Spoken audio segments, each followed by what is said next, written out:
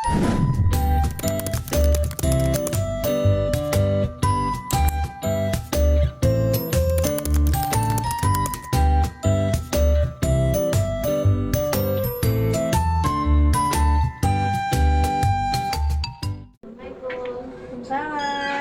Silakan masuk Kak, duduk dengan senyaman mungkin.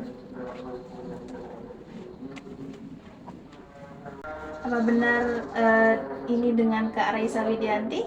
Iya benar Kak. Oke, baik. Bagaimana perjalanan Kakak ke sini? Alhamdulillah lancar Kak. Tadi jalannya juga nggak macet. Alhamdulillah. Eh, Alhamdulillah. Raisa datang sendiri ke sini ya? Iya datang sendiri Kak. Baik. Sebelumnya saya ingin memastikan Raisa datang ke sesi ini atas kemauan sendiri ya, tidak ada paksaan dari siapapun. Iya Kak, atas kemauan sendiri. Baik. Sebelum kita mulai sesi konselingnya, saya izin perkenalkan diri dulu ya. Nama saya Hasna Humayroh yang akan mendampingi Kak Raisa Widianti dalam sesi konseling hari ini. Terima kasih ya sudah bersedia meluangkan waktu dan mempercayakan proses ini kepada saya. Sebelumnya, apakah Raisa pernah mengikuti konseling? Belum pernah. Baik, sedikit saya jelaskan ya. Konseling ini bersifat rahasia, sukarela, dan berfokus pada masalah yang sedang Raisa hadapi saat ini. Saya akan membantu Raisa memahami masalah dan mencari alternatif solusi, tetapi keputusan tetap ada di tangan Raisa. Seperti itu.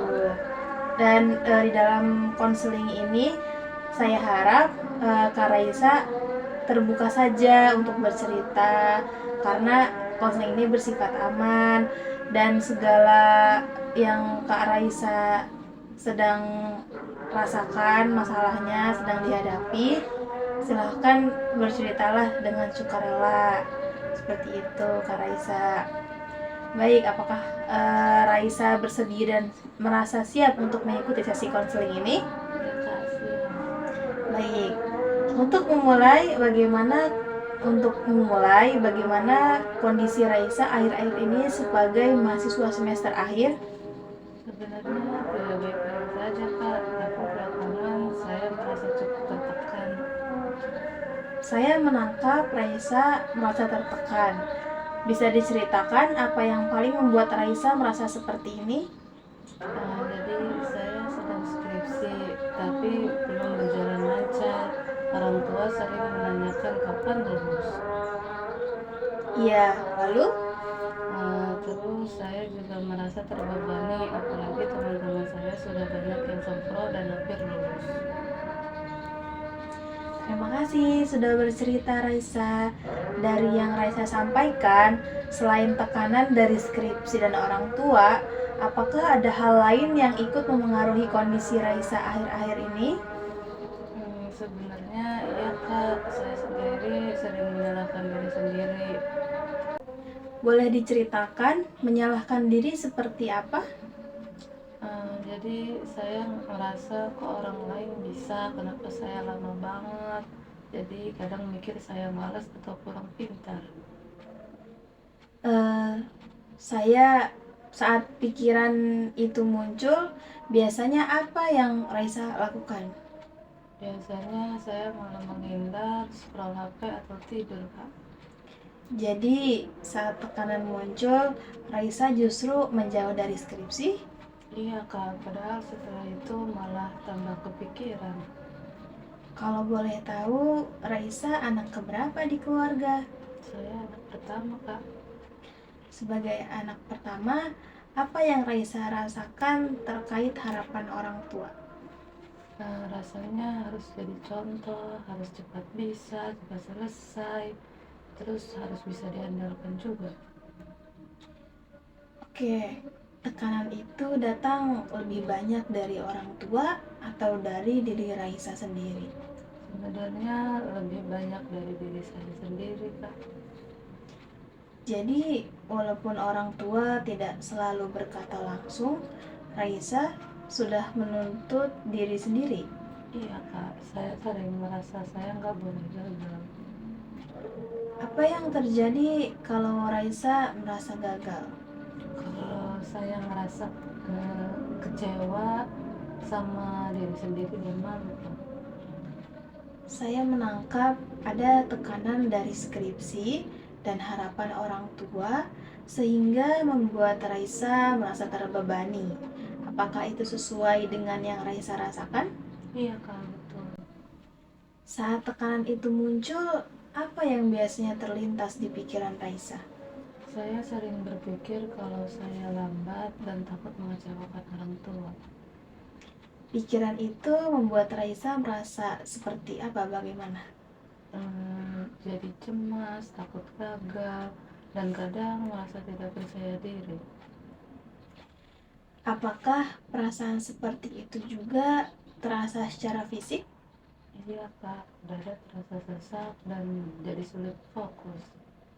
Jadi yang Raisa alami bukan hanya tekanan pikiran, tapi juga berdampak kepada perasaan dan tubuh Raisa. Iya kak. Kalau boleh ditarik sedikit ke belakang, Raisa tipe orang yang seperti apa sejak awal kuliah? Saya orangnya cukup serius kak, tapi gampang kepikiran. Gampang kepikiran ini biasanya munculnya di situasi seperti apa?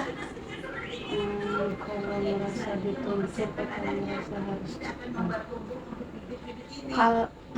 Apakah sejak awal kuliah Raisa terbiasa memberi target tinggi kepada diri Raisa sendiri? Iya kak, saya selalu pengen sesuai harapan. Saat target itu tidak tercapai, apa yang biasanya Raisa lakukan ke diri Raisa sendiri? Saya menyalahkan diri, kadang sampai nangis sendiri. Apakah kebiasaan itu masih sering terjadi sampai sekarang? Iya kak, apalagi sekarang skripsi. Tekanan ini apakah berpengaruh ke aktivitas keseharian Raisa? Iya kak, saya jadi susah tidur dan gampang capek. Bagaimana dengan hubungan Raisa dengan orang-orang di sekitar Raisa? Saya jadi gampang sensitif kalau ditanya soal kuliah. Kalau tekanan ini terus dibiarkan, apa yang paling Raisa khawatirkan? Saya takut jadi makin kehilangan semangat kak. Kehilangan semangat ini rasanya seperti apa buat Raisa? Kayak kosong dan malas ngapa-ngapain. Berarti ini bukan cuma soal skripsi ya, tapi kualitas hidup Raisa juga terdampak. Iya kak, saya ngerasanya gitu. Baik, kalau kita lihat bersama, sepertinya ada pola yang berulang ya Raisa. Tekanan muncul, terus pikiran negatif, lalu perasaan cemas, lalu skripsi yang tertunda. Apakah Raisa juga melihat pola itu? Iya kak, saya baru sadar ternyata muternya di situ-situ aja. Menurut Raisa, bagian mana dari pola itu yang paling berat? Pikirannya, soalnya begitu mikir negatif semuanya ikut berat kak. Jadi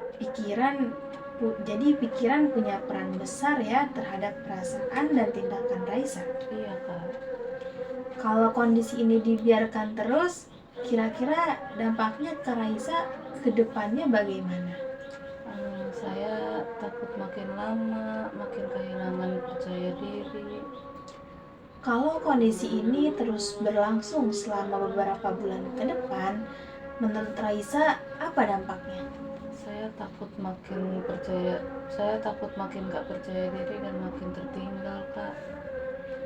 Apakah Raisa pernah membayangkan versi diri Raisa yang ingin dicapai? Saya ingin jadi orang yang tenang dan gampang panik kak. Menurut Raisa, apa penghalang untuk jadi versi itu sekarang? Pikiran saya sendiri sih kak. Berarti perubahan yang paling penting bukan hanya skripsinya, tapi cara Raisa memandang diri sendiri. Iya kak, saya baru sadar itu sekarang. Sekarang kita coba melihat hubungan antara pikiran, perasaan, dan perilaku ya Raisa. Saat muncul pikiran, saya tidak akan bisa lulus tepat waktu. Apa yang Raisa rasakan? Takut dan cemas. Dan apa yang biasanya Raisa lakukan saat perasaan itu muncul? Saya jadi menunda skripsi. Baik, sekarang kita coba ubah sedikit cara pandangnya. Menurut Raisa, bagaimana jika pikiran itu diganti menjadi saya sedang berproses dan bisa menyelesaikan skripsi secara bertahap? Rasanya lebih ringan dan tidak terlalu menekan. Bagus. Sekarang, langkah kecil apa yang realistis yang bisa Raisa lakukan dalam 1 minggu ke depan? Mungkin membaca beberapa jurnal dan mulai mengerjakan skripsi, setidaknya menulis 1 halaman. 1 halaman ini menurut Raisa cukup realistis ya, tidak terlalu berat tapi juga tetap bergerak. Iya kak, soalnya kalau saya langsung pasang target banyak, saya malah takut duluan. 1 halaman rasanya masih bisa saya hadapi, walaupun kadang tetap ada rasa malas atau ragu. Kalau rasa ragu itu muncul saat Raisa sedang menulis, biasanya pikiran apa yang paling sering muncul? Biasanya saya mikir ini pasti salah, atau nanti dosen pembimbing nggak suka. Saat pikiran itu muncul, apa dampaknya ke tubuh dan emosi Raisa? Badan saya jadi tegang, napas pendek, terus pengen berhenti nulis. Baik, sekarang kita pelan-pelan ya. Kalau Raisa berhenti setiap kali takut salah, apa yang terjadi dengan skripsinya? Skripsinya jadi nggak maju kak. Jadi sebenarnya bukan karena Raisa tidak mampu, tapi karena takut salah membuat Raisa berhenti sebelum mencoba. Iya kak, saya merasa begitu. Kalau 1 halaman ini Raisa anggap sebagai latihan, bukan sebagai hasil akhir, bagaimana rasanya? Rasanya akan lebih ringan, soalnya kalau latihan salah juga nggak apa-apa. Nah, itu cara pandang yang lebih realistis. Jadi 1 halaman ini bukan untuk sempurna, tapi untuk bergerak. Menurut Raisa, kapan waktu yang paling memungkinkan untuk menulis 1 halaman ini? Mungkin pagi hari kak, soalnya pikiran saya belum terlalu penuh. Berapa lama waktu yang Raisa rasa cukup tanpa merasa tertekan? Sekitar 45 menit sampai 1 jam. Baik, jadi targetnya bukan skripsi harus selesai, tapi saya duduk dan menulis selama 1 jam. Kalau hari itu Raisa hanya menulis setengah halaman, menurut Raisa itu gagal atau tetap proses? Kalau dipikir-pikir tetap proses ya kak. Bagus, itu penting karena selama ini Raisa sering mengukur diri dengan hasil, bukan usaha. Kalau Raisa konsisten melakukan ini selama 1 minggu, perubahan kecil apa yang Raisa harapkan? Setidaknya saya lebih terbiasa buka laptop tanpa harus panik. Itu sudah perubahan besar. Sekarang, kalau suatu hari Raisa tidak bisa menulis sama sekali, apa yang sebaiknya Raisa lakukan ke diri Raisa? Mungkin nggak langsung menyalahin diri sendiri, tapi bilang ke diri sendiri kalau besok coba lagi. Itu sikap yang lebih sehat. Berarti selain target akademik, Raisa juga sedang belajar lebih berbaik hati ke diri sendiri. Iya kak, saya baru sadar selama ini saya keras banget sama diri saya sendiri. Kesadaran itu penting karena perubahan yang bertahan lama biasanya dimulai dari cara kita memperlakukan diri sendiri. Baik, kalau nanti Raisa mulai menulis lalu muncul rasa malas atau cemas lagi, biasanya apa yang terjadi? Saya berhenti dan mikir, percuma nanti juga salah. Kalau pikiran itu muncul, apa yang bisa Raisa katakan ke diri sendiri sebagai penggantinya? Mungkin saya bilang nggak apa-apa salah, nanti bisa diperbaiki. Bagus. Itu contoh self-talk yang lebih realistis. Menurut Raisa, seberapa membantu kalimat itu? Cukup membantu, alasannya lebih ringan. Selain menulis, adakah kegiatan lain yang bisa membantu Raisa merasa lebih tenang? Mungkin jalan sebentar sore hari atau dengerin musik. Baik, jadi Raisa punya beberapa strategi: mengubah pikiran, membagi tugas kecil, dan menjaga emosi. Itu target yang masuk akal. Selain itu, apa yang bisa Raisa lakukan untuk menjaga kondisi emosi agar lebih stabil? Mungkin tidur lebih cepat, tidur lebih teratur, dan mencoba cerita ke teman dekat. Sebenarnya saya sering bingung kak, antara pengen kuat tapi capek juga. Padahal saya ngerasa orang lain kok kayaknya bisa santai ngejalanin skripsi, sementara saya mikirnya berat banget.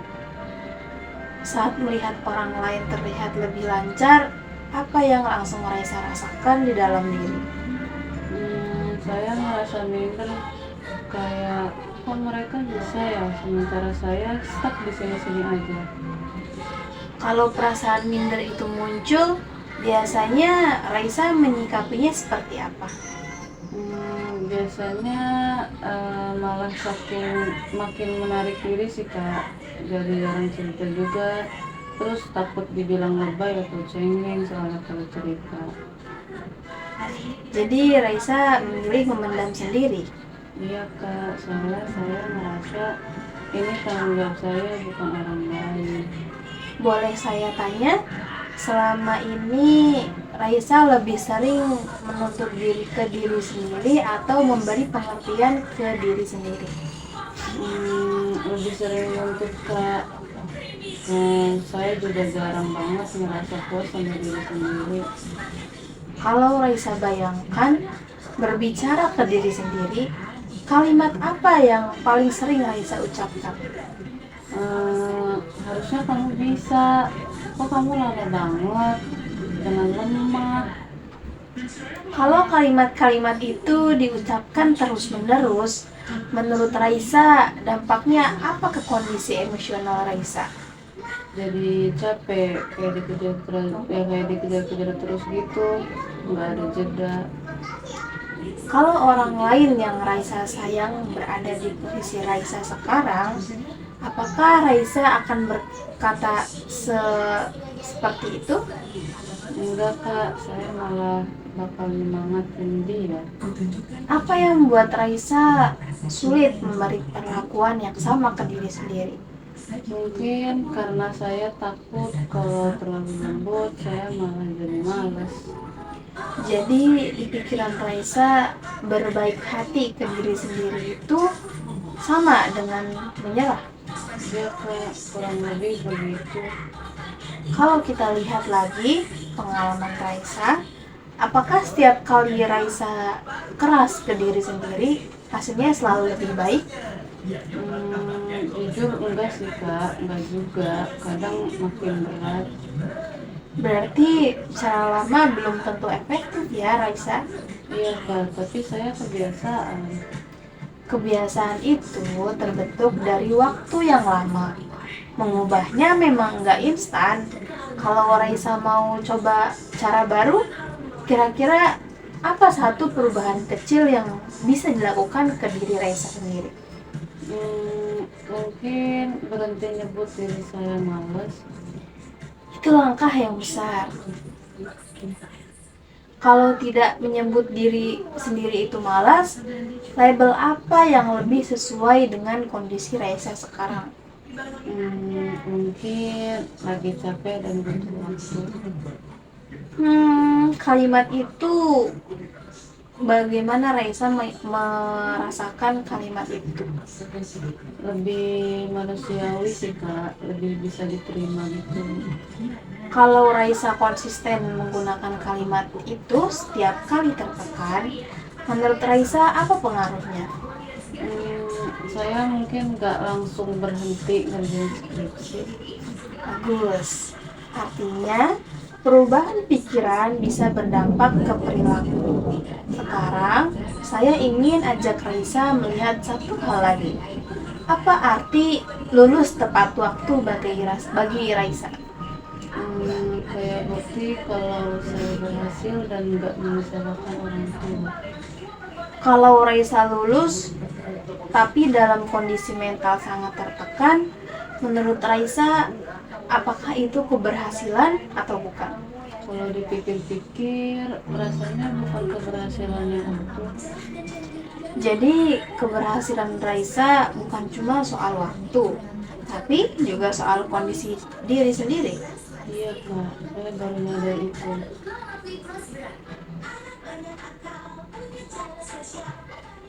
Kalau begitu, apa makna lulus yang lebih sehat menurut Raisa? Lulus dengan usaha maksimal tapi tetap waras dan tenang. Makna itu lebih realistis dan berkelanjutan. Sekarang saya ingin tanya, apa ketakutan terbesar Raisa jika skripsi ini tidak sesuai rencana? Takut dicap gagal dan gak berguna kak. Kalau kita lihat fakta hidup Raisa sejauh ini, apakah benar Raisa orang yang gagal? Sebenarnya nggak juga, saya bisa kok sampai di akhir. Itu bukti kemampuan Raisa. Berarti pikirannya adalah pikiran yang saya gagal itu lebih berupa asumsi daripada fakta. Iya kak, kayaknya iya. Kalau asumsi itu muncul lagi, apa yang bisa Raisa lakukan untuk menantangnya? Mengingat hal yang sudah saya lewati. Bagus, itu teknik yang sangat membantu. Sekarang, dari seluruh sesi hari ini, bagian mana yang paling membuka pandangan Raisa? Bagian tentang saya terlalu keras ke diri saya sendiri. Kalau Raisa boleh menyampaikan satu pesan ke diri Raisa yang dulu, apa yang akan Raisa katakan? Bahwa capek itu wajar dan nggak harus sempurna. Pesan itu sangat kuat ya. Apakah Raisa bersedia membawa pesan itu sebagai pengingat saat tekanan muncul? Iya kak, saya mencoba. Baik, kita sudah membahas banyak hal hari ini dan Raisa juga aktif sekali dalam proses ini. Sebelum kita benar-benar menutup sesi, apakah ada hal lain yang ingin Raisa sampaikan atau Raisa tanyakan? Untuk sekarang cukup kak, saya merasa bersyukur. Sekarang kita coba satu latihan kecil ya Raisa. Bayangkan Raisa sedang duduk di depan laptop lalu nulis skripsi. Pikiran negatif apa yang biasanya muncul pertama kali? Takut salah. Kalau pikiran itu muncul, apa yang langsung ngikut di Raisa setelah pikiran itu muncul? jadi cemas dan tegang. Lalu, apa yang biasanya Raisa lakukan? Menunda. Sekarang kita coba ubah satu bagian. Kalau pikiran takut salah diganti menjadi salah satu bagian dari belajar, apa yang Raisa rasakan? Jadi lebih berani mencoba. Kalau Raisa membayangkan melakukan ini secara konsisten, apa perubahan kecil yang mungkin terjadi di diri Raisa? Saya mungkin bisa lebih rutin nulis. Itu sudah perubahan besar sebenarnya. Dari semua yang kita bahas hari ini, bagian mana yang paling berkesan untuk Raisa? Bagian tentang saya terlalu keras ke diri sendiri. Apa satu hal yang ingin Raisa coba ubah mulai minggu ini? Saya ingin lebih menghargai proses. Kalau suatu hari Raisa kembali merasa tertekan, apa yang bisa Raisa lakukan sebelum menyerah? Ingat lagi langkah kecil saya. Itu keputusan yang Raisa ambil sendiri dan itu penting. Baik, sebelum kita akhiri sesi ini, saya rangkum sedikit ya. Hari ini Raisa menyadari bahwa tekanan itu berasal dari pikiran negatif tentang kegagalan. Dan Raisa sudah mulai menemukan cara pandang yang lebih realistis serta langkah kecil untuk menghadapi skripsi. Bagaimana perasaan Raisa setelah sesi hari ini? Saya merasa lebih lega dan punya arah. Alhamdulillah ya, terima kasih atas keterbukaan Raisa hari ini. Jadi, Raisa merasa perlu sesi konseling dapat dilanjutkan kembali untuk melihat perkembangan. Apakah Raisa bersedia jika kita bertemu kembali di pertemuan selanjutnya? Iya Kak, saya bersedia. Baik, kalau begitu kita akhiri sesi hari ini dengan mengucap Alhamdulillahirrabbilalamin. Terima kasih ya Raisa. Assalamualaikum warahmatullahi wabarakatuh. Waalaikumsalam warahmatullahi wabarakatuh.